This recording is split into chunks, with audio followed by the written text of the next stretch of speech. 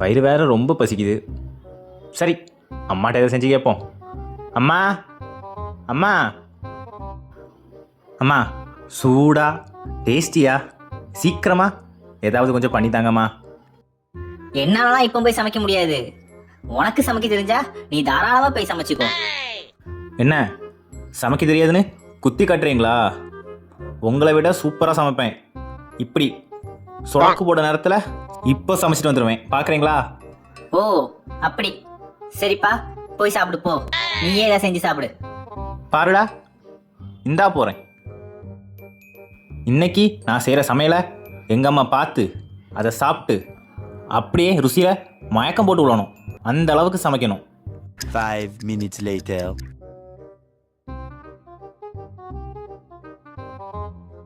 ஐயோ, ஸ்மெல்லு வேற சூப்பரா இருக்கே. கொஞ்சோண்டு டேஸ்ட் பார்க்க கேட்ட தருவானா? சரி, கேட்டு பாப்போம். டேய், கொஞ்சோண்டு டேஸ்ட் பார்க்க தாடா, எப்படி இருக்குன்னு பாப்போம்.